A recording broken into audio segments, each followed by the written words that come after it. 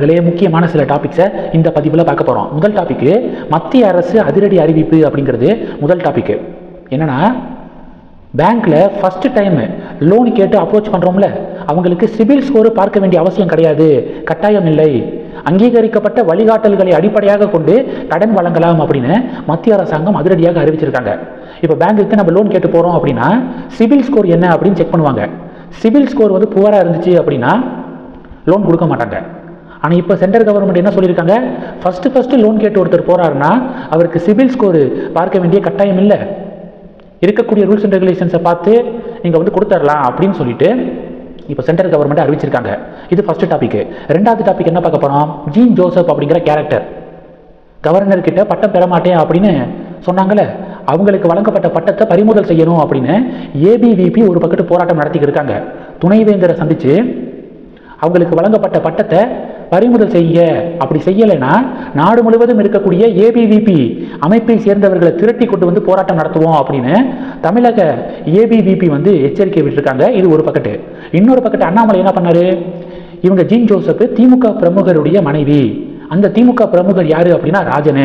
சில வருடங்களுக்கு முன்பாக அவரை கோழி ராஜன் அப்படின்னு அந்த பகுதியில் இருக்கக்கூடிய மக்கள் வந்து கூப்பிடுவாங்க. ஏகப்பட்ட குற்றச்சாட்டுகள் அவர் மேல இருக்கு. உதாரணத்துக்கு சவேரியார் பேராலயம் இருக்குல்ல, அந்த பேராலயத்தை புனரமைக்க தமிழக அரசாங்கம் ஒதுக்கிய நிதியை இவர் சுருட்டிட்டாரு அப்படின்னு சொல்லிட்டு அந்த பகுதியில் இருக்கக்கூடிய மக்கள் சொல்றாங்க. ரெண்டாவது, ஸ்கூல் பக்கத்தில் அப்பப்போ குடிச்சிட்டு ஸ்டூடெண்ட்ஸுக்கு தொந்தரவு ஏற்படுத்தக்கூடிய வகையில் அடிக்கடி கூச்சலிடுவார் அப்படின்னு இவர் மேலே ஏகப்பட்ட கம்ப்ளைண்ட்ஸ் இருக்கு அப்படின்னு அண்ணாமலை பதிவு போட இது ஒரு பெரிய பூகம்பத்தை ஏற்படுத்துனுச்சு.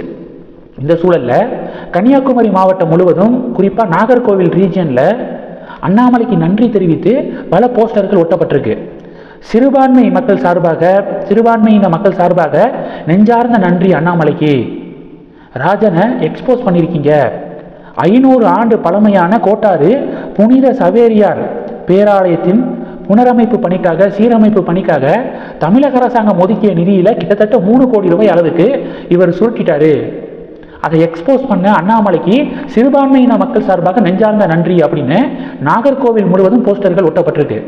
இந்த போஸ்டர் இன்னைக்கு டிஎன் பாலிடிக்ஸ்ல பரபரப்பை ஏற்படுத்தியிருக்கு. இது ரெண்டாவது டாபிக். மூணாவது டாபிக் என்ன பார்க்க போறோம், பீகார்ல நடந்த ஸ்பெஷல் இன்டென்சிவ் ரிவிஷனு தப்பு. 65 லட்சம் பெயர்கள் ஓட்டர் லிஸ்ட்ல இருந்து நீக்கப்பட்டிருக்கு.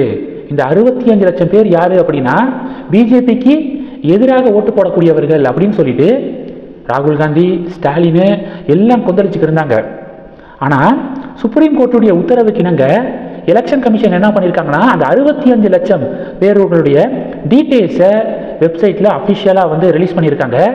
அந்த 65 லட்சம் பேர் யாரு, எதுக்காக அவங்களுடைய பெயர் நீக்கப்பட்டுச்சு அப்படின்னு ஒவ்வொருத்தங்களுக்கும் காரணத்தோட எலெக்ஷன் கமிஷன் அந்த டேட்டாவை ரிலீஸ் பண்ணியிருக்காங்க, அந்த பட்டியலை ரிலீஸ் பண்ணியிருக்காங்க.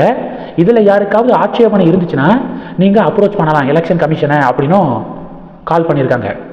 நீங்க நம்ப மாட்டீங்க, 65 லட்சம் பேர்ல வெறும் 2 ஆட்சேபனை மட்டும்தான் வந்திருக்கு. அது மட்டும் இல்லாம சுப்ரீம் கோர்ட் என்ன சொன்னாங்கன்னா, பூத் ஏஜென்ட் அரசியல் கட்சிகள் அவங்க பூத் ஏஜென்ட் மூலமாகவும் ஏதாவது ஆட்சேபனை இருந்துச்சுன்னா நீங்க கருத்து தெரிவிக்கலாம் அப்படின்னு சொல்லியிருக்காங்க.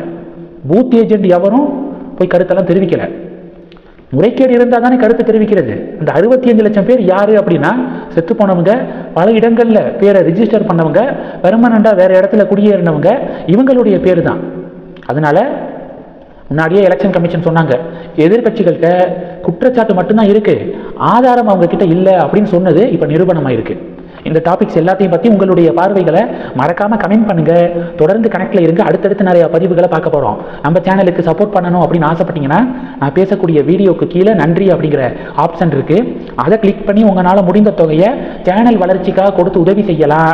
இல்ல ஜாயின் பட்டனை கிளிக் பண்ணி நம்ம சேனலுக்கு மெம்பரா வந்து ஆகலாம். நன்றி. ஜெய் ஹிந்த்.